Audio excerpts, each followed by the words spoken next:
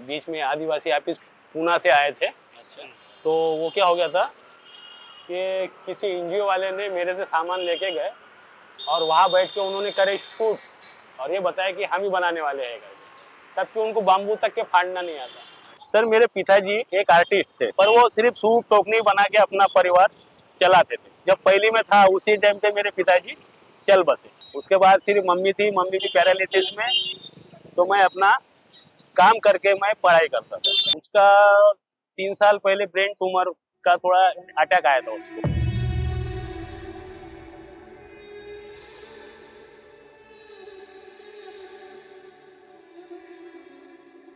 वे long back जब कभी भी मैं उस रास्ते पे जाता था towards Nagpur Ramnagar which is very known part of the town, जब भी मैं जाता था मैं हमेशा वो जगह को एक्सप्लोर करता था। आई सॉ अ मैन वो सैट आइडल और कुछ कलाकारी करता था। I would not going to reveal now कि क्या होगा वो, बट ये मैं पक्का बता सकता हूँ, this story will definitely going to be more viral.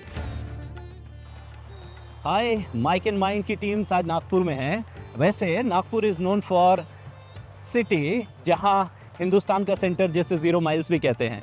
Nagpur Ram झूले के लिए भी जाना जाता है, नागपुर ताजाबाद के लिए भी जाना जाता है, नागपुर जाना जाता है उन चेहरों के लिए जो आज सेंट्रल में भी बैठे हैं और जो पास्ट में भी थे, चाहे मिस्टर विलास मुत्तमवार हो, चाहे गडकरी जी हो, चाहे फडणवीस जी हो, ये सारे लोग इसी शहर से आते हैं। So we were talking about the place जो दुनिया के हर कोने पे मशहूर है, जिसे महाराष्ट्र का एक खूबसूरत शहर भी कहते हैं। We are here at Nagpur, और नागपुर की आज जो सीरीज़ को हम वायरल करने की कोशिश कर रहे हैं, कुछ ऐसे छुपे हुए कलाकार जिनके तरफ शायद दुनिया में किसी की नज़र ना हो, और माइक एंड माइंड आज की स्टोरी वायरल कर रहा है, जिसे उस नाम को ज़्यादातर लोग केन मैन का भी नाम देते हैं। चलिए केन मैन का सफ़र चालू करते हैं। मैं नागपुर के अंदर में जिस लोकेशन पे हूँ वो है रामनगर स्क्वायर के पास में पुष्पताई तिड़के जंक्शन, और इसी रोड के ऊपर पे हम जाते हैं टूवर्ड्स अंबाझरी रोड, और वहीं एक लोकेशन है जहां राम जी बैठे हुए हैं। और ये राम जी भगवान राम जी नहीं है, लेकिन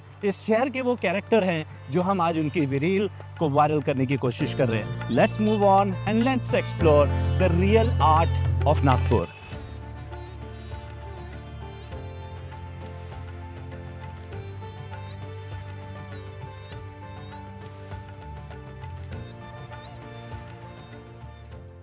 सर मेरा नाम राम कुमार महादेव आड़े है। मैं वर्धा से हूँ। यहाँ बाम्बू डेवलपमेंट बोर्ड में आया था 2018 में, तो वहाँ कुछ काम किए हमने। उसके बाद उन्होंने मुझे केरल भेजे। पेमेंट वगैरह चलो ठीक है उनके हिसाब से, फिर भी मुझे नहीं लगा कि मेरा पेमेंट मेरा परिवार चल पाएगा। तो उधर से आने के बाद मैंने अपना खुद का ही छोटा सा काम चालू कर दिया हूँ, तो उसके वजह से मैं यहाँ अभी ठीक हूँ। यहाँ से बाम्बू डेवलपमेंट बोर्ड ने पार्टिसिपेट के लिए भेजा था, तो वहाँ पे जो ब्लाइंड बनते हैं, तो ब्लाइंड का मेरे को पावर लूम में और हैंडलूम में कैसा बनता है, तो मैं हैंडलूम में काम करा 1 महीना, तो ज़्यादा अनुभव आ चुका है। सर मेरे पिताजी एक आर्टिस्ट थे।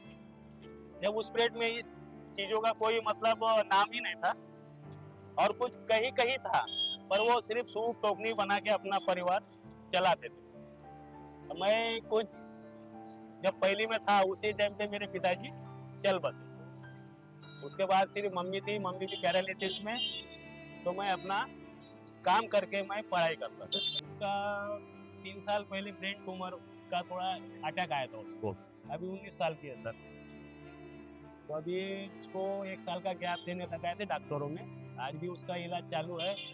3,000 रुपये महीने का औसत उसको देना पड़ता, और पढ़ाई के लिए खर्चे 2,000 पेट्रोल के लिए, रूम भाड़ा। और मैं उनके मम्मी को यही बोला कि सिर्फ बच्चों पे ध्यान ताकि तब मैं काम करके मैं उनका पूरा करता हूँ। 12वीं में थी ना तब हो गया। उसके पहले तो कॉलेज जाती थी तो पापा सर दुखता है ऐसे बोलते थे, बेटा अपन दवाखाने जाए। अब काम ही ऐसा था सर, मैं यहाँ था, फैमिली गाँव की थी, तो मुझे जाने अगर मैं 2 दिन भी गया तो इधर काम का चले जाता था, और मेरी फैमिली में थोड़ा सा यानी फाइनेंशियल जो जो भी प्रॉब्लम हो आ जाता है।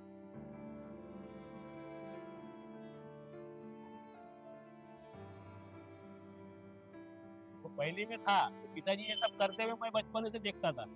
मैं जब 4 साल का था तो मैट बनाता था। हाँ, वो जो बाम्बू का मैट बनता है ना, ऐसे में जिसे हम चटाई बोलते हैं, वो बनाता था। तो 5 पैसे का एक बनाता था। उस टाइम पे वो रोटी के लिए दौड़ी बनाते थे, दौड़ी बोलते हैं उसको। तो उसके अंदर फिट करके उसको बंधन बांधते थे।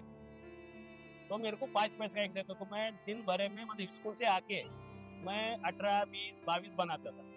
तो जो भी ऊपर के 5-10 पैसे बचते थे वो मैं उसमें कुछ टोस्ट या कुछ मिलता वो खा लेता था और 1 रुपये मेरी मम्मी को। तो 1 रुपये में हमारा खाना हो गया। पीड़ा तो सर इतनी है कि अगर मैं पीड़ा देखूंगा तो आगे काम नहीं कर पाऊंगा। इसलिए सोच रहा हूँ कि बेटियों को अपने पैरों पे खड़े करना है।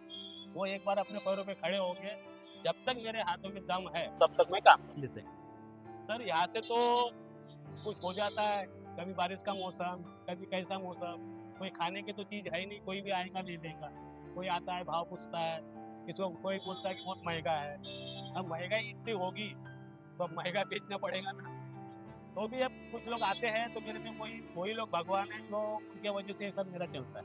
सर मुझसे बहुत से लोग आते हैं, नंबर लेके जाते हैं, जो उस टाइम से देखते हैं जिनको बाम्बू का कुछ चीज़ चाहिए, उनको जो भी बनवाना है या तैयार है तो वो आके लेके जाते, जो मुझे देखते हैं वो। घर के लिए जो पर्दे बनते हैं, अगर पर्दे बनाते रहा तो पर्दे वाले आ जाते हैं, लैंप बनाना रहा तो लैंप वाले आ जाते हैं, किसको मैट चाहिए।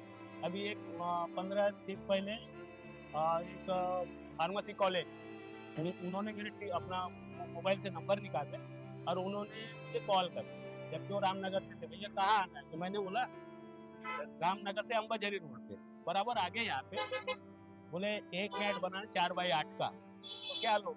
मैंने सर स्क्वायर फीट से बनाता हूँ, 80 रुपये 90 रुपये आपको मिल जाएगा। तो बोले ये तो 2000 के ऊपर हो रहा है। तो बोले मुझे 8 बनाना है। तो बोले ठीक है 8 बनाना है तो सर कुछ कम कर देंगे, 20,000 बना देंगे। बोले मेरा बजट है 15,000 का और मुझे कॉलेज में बच्ची को मतलब जहाँ पुणे में रहती है उसको रेंट के लिए पैसे चाहिए। तो मैंने 15,000 का ऑर्डर ले लिया। जैसा उन्होंने 5,000 रुपये दिए, पहले बच्चे को भेज दिए। उसके बाद भी फिर मैंने बाम्बू 2 दिन काम करा, बाम्बू लाया, मटेरियल निकाला, 8 दिन में उनका काम। फिर पैसे आए तो यहाँ का जो रेट था रेट दे दिया। फिर वो बच्चे को कम पड़े थे फिर उसको भेज दिया। सर उसमें माल 4,000 रुपये का लग गया। हाँ, 11,000 रुपये प्रॉफिट। वो भी मैं बनाता हूँ कर। मेरे को सर 10-11 दिन लगे सर मैं जल्दी देना है, पैसे की जरूरत है तो 4 घंटे ज़्यादा एक्स्ट्रा भी काम कर लेता हूँ और भी काम आ जाते हैं। तो सर मुझे बना दो, मुझे सब ये होना वो होना, तो बीच में 4-5 हज़ार का काम वो भी हो जाता है। अब बच्चे अगर अपने पैरों पे खड़े हो गए, उनकी शादी ब्याह कर दिया, तो मैं ये चाहता हूँ कि 10-20 कलाकार तैयार करूँ और उन्हें इस काम के माध्यम से वो अपना परिवार चला सके। बस यही मेरा उद्देश्य है। अभी तक के तो मैंने मेरे गांव में लॉकडाउन में 60 लोगों को मैंने ये सब पढ़ाया लॉकडाउन। तो 60 लोग आज भी अपना वो बना के अपना परिवार चला। गांव में जब तक उनका घर दार है वहाँ पे मैं ये शेयरिंग करके ऐसा बाहर निकल गया कि मुझे मेरे परिवार ने मुझे साथ नहीं दिया। तो मैंने ये सोचा कि जब ऐसे वक्त कोई साथ नहीं दे रहा तो अपने लिए साथ नागपुर है और नागपुर में बैठ के मैं ये सब कर सकता हूँ, इसलिए मैं यहाँ आके बैठा हूँ। हाँ सर, पहले मैं जब आया यहाँ पे तो एक अरुण सोमन करके है जो यही शिवाजी नगर में रहते, तो वो बाम्बू डेवलपमेंट बोर्ड में आते जब वो प्रियदर्शनी में पढ़ाई करते थे, आर्किटेक्ट में थे वो। तो वो मेरे को आके बोलते थे सर ये बना सकते हैं क्या, वो बना सकते हैं क्या, तो उनको मैं बना देता था। गणेश जी का मंदिर, अपना गणेश जी की मूर्ति का उसने ऐसा ये बनवाया, बोले इसको अपने गणेश जी बना, तो उसको गणेश जी बनवा के वो गणेश जी की मूर्ति या शिवाजी नगर गांधीनगर मिला के बिठाए बाम्बू की। तो वहां से उन्होंने सोचे, फिर मैं जब छोड़ा वहां से काम तो उसका ही फोन आया, काका कहाँ हो? तो मैं बोला सर रामनगर पे बैठा हूँ। 2 दिन चाय को पैसे नहीं, चाय भी नहीं पी पाया। ठीक है, जब उसका फोन आया तो बोले काका वही रहो मैं आता हूँ। आए, चाय पिए, 500 रुपये उन्होंने मुझे दिए। काका बोले घर पे चलो, घर पे लेके गए ऊपर टेरेस पे, मतलब कुछ बंदोबस्त था। काका या आप काम कर सकते क्या? ना हाँ। तो पक्षियों के जो घोंसले हैं ना, वो वहाँ से रात में बनाया मैंने, 4 नग बनाया और यही रास्ते से गया एक गाड़ी वाला जा रहा था, उसने हॉर्न बजाया, मुझे बुलाया, बोले ये बेचने के लिए है क्या? हाँ सर। बोला सर बाम्बू डेवलपमेंट बोर्ड में 600 का एक है, बेचते हैं हम। तो मैं आपको 400 में एक दूंगा। बोले यार इतने बाम्बू का चीज और आप 400 रुपये बता रहे। तो बोले ऐसे उचित नहीं है वो इसके साथ। सर आप क्या दोगे? तो मैं दो इसके 300 दूँ, 150 रुपये का एक। मैंने बड़ा बनाया था। मैंने तो उस टाइम पे मैंने विचार करा, एक पहला काम है मेरा जो किसी ने मांगा तो वो 300 में दिया, बचे दो, मैंने दो लेके कहा घूमो। तो वही मेरे वो जो आर्किटेक्ट था ना, उसने मुझे साइकिल भी दिया कि काका कहीं आना जाना बाम्बू लाना रहा तो इसमें तुम ये कर सकते। फिर मैं वो गया उधर से भी बेचते हो, मेरे को चौक पे मिले काका इधर आ जाओ, बेचे क्या? बोला हाँ 2 बेचा। ठीक है बोले, नाश्ता कराए, चाय पिए। फिर मैं और गया तो 400 में 2 एक लेडी ने लेके, बस वही वहां से मैंने स्टार्ट किया। 16 घंटे काम करता था। 16 घंटे काम करके मैं रोज 1200-1500 रुपये कमाई करता। तो उस पेट पे पूरा पैसा मैं सिर्फ परिवार को देता। हाँ अभी पुणे में पढ़ रहे हैं, उसको 3 साल हो रहे हैं, इसको 15,000 रुपये भेजना पड़ता। सर वो ऐसा है कि मुझे बोलने की जरूरत ही नहीं है। अच्छा। आप अगर उसे फोन करके बात करोगे तो ऐसा लगेगा कि सही में कोई बच्ची है। नहीं, मैंने उसको जब चौथी में थी ना, वो उस पीरियड में मैंने उसको बोला था कि बेटा आपको फार्मेसी करना है। फार्मेसी करना, तो जब भी वो 5वीं में जब एडमिशन हो गया तब उसको पूछे, टीचर लोग पूछते ना पढ़ के क्या करो, मैं फार्मेसी करूँ। 7वीं के बाद से 8वीं में एडमिशन करे तब पूछे तब भी बोले फार्मेसी। 10वीं तक 11वीं में एडमिशन लिया तब भी फार्मेसी। साइंस करी, मार्क कम थे तो कैप राउंड में नंबर नहीं लगा। मैंने जब उसको बोला कि तुझे फार्मेसी करना है तो मैंने एक ताकत बना के 1 लाख रुपए एडमिशन फी था, नहीं थे सर। तो वहाँ पे गए, मैंने सर कुछ क्या उपाय क्या है? तो बोले हमारे बैंक से आपको लोन मिल जाएगा, तो ये आपको इंस्टॉलमेंट से पटाना पड़ेगा। लोन लूंगा, अभी इंस्टॉलमेंट पटाऊंगा, खिलाऊंगा कि तुमको खर्चा कर। फिर मेरी जो मिसेज एक 15 दिन एक जगह काम पे गई थी, उन्होंने उसको 30,000 रुपये दिए। तो 30,000 रुपये भर के बोला सर एडमिशन हो सकता है? तो हाँ मुझे हो जाएगा, बाकी आपको 1-2 महीने में क्लियर करना। बहुत ट्राई करा, जैसे जैसे होते वैसे होते बस हॉल टिकट आखिर देने में नहीं आ रहा था। फिर मैं एक मेडिकल वाला था, उसको रात में 11 बजे फोन करा, बच्ची रो रही है, पापा कल पेपर है, कैसा होगा? हॉल टिकट ने 86,000 रुपये भरना था। फिर उन्होंने बोले कि मैंने एक मेडिकल वाले को फोन किया, दोस्त था, बोले राम भैया क्यों क्या बात है? यार कल हॉल टिकट है और कोई सर। अरे बोले वहाँ पे प्रिंसिपल अपना वो अपने साथ बैठक वाला क्या नाम, अनिल पेटे का। जब उसने उसको फोन करके बोला कि राम भैया की बेटी यहाँ पढ़ रही, क्या नाम, दामिनी साड़ी। अरे बोले एक काम कर, कल उसको भेज दे मैं हॉल टिकट। और मैं यहाँ से जब सुबह निकल रहा, बच्ची को बोला बेटा 9 बजे तू तैयार रहना, मैं वहाँ पहुँचता हूँ। ये सामने में शर्मा करके रहते, पांड्रा बोड़ी में ये घाटी करके रहते, वहाँ पे एक बार काम किया था लॉकडाउन के पहले। तो उनको फोन करके बोला मैडम जी कुछ काम था। तो बोलो राम भाई क्या काम? बोला मैडम बच्ची का हॉल टिकट मेरा कुछ जरूरत थी। कितने क्या 15 आ जाओ बोले लेके। इनको आके बोला भैया नमस्ते। अरे क्या भैया बोलते क्या? तो मैंने मुझे कुछ पैसे की जरूरत। कितने होना? उसको 15,000। उन्होंने 15,000, 10,000 रुपये मेरे पास थे। जाके मैं बोला 40 भर दूंगा और बाकी के फिर बाकी नहीं कर। वो वहाँ पे जाते से ही अरे जी ऐसा आवाज दिए, मैडम को बोले मैडम हॉल टिकट। बोले सर वो पैसे नहीं बने, वो बाद में देखेंगे, पहले जाओ बोले, पहले टाइम हो रहा है, पहले पेपर देंगे तब उसको भेज।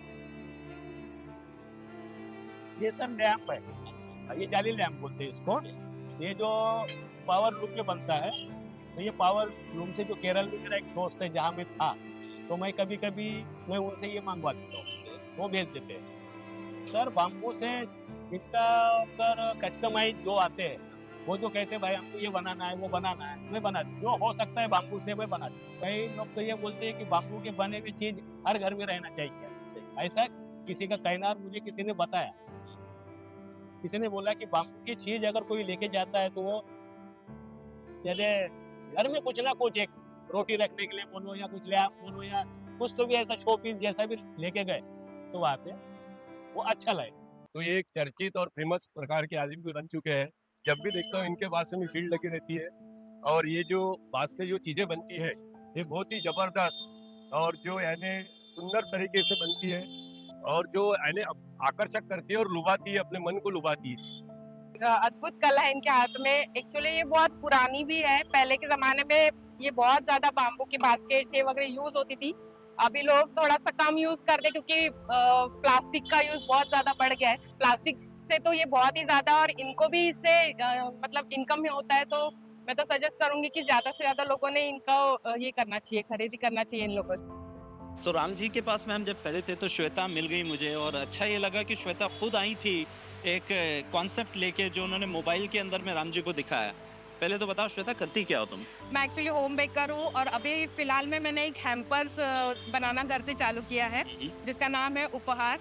इंस्टा पे मेरा पेज भी है, तो केक्स और ये सब मैं घर पे बनाती हूँ। इंस्टा का पेज बताइए क्या है? मेरा उपहार नाम से ही पेज है उपहार इंस्टा नाम से। हाँ, ओके हाँ। ठीक है। तो अभी जो आप जिस काम के लिए आई थी, आपने कुछ कस्टमाइज बताया हाँ, राम जी को, हाँ। क्या बनाना चाहती हो और किसकी डिमांड आई है? एक्चुअली हमारा है कि हमको एक ऐसा बास्केट चाहिए जिसके साथ ऐसे ढक्कन हो, और उसके अंदर हम लोग सब स्टफ रखेंगे जो भी, मतलब मैं एक्चुअली कस्टमाइज भी बनाती हूँ। तो इस हिसाब से जो लोगों की डिमांड होगी वैसे मैं उसमें सामान भर के उनको अच्छे से गिफ्ट रैप करके वो दूंगी। और मेरी मोस्टली सब चीज़ें जो होती है वो हैंडक्राफ्टेड होती है। उनको मैसेज दीजिए जो आपकी जैसी छुपी हुई प्रतिभाएं हैं, हाँ। जो बाहर आना चाहती हैं, उनको आपके माध्यम से क्या मैसेज दोगी? मैं सबको यही बोलना चाहूँगी कि जिनको भी कुछ करना है अपने अंदर से, बिल्कुल भी किसी चीज़ से डरने की ज़रूरत नहीं है।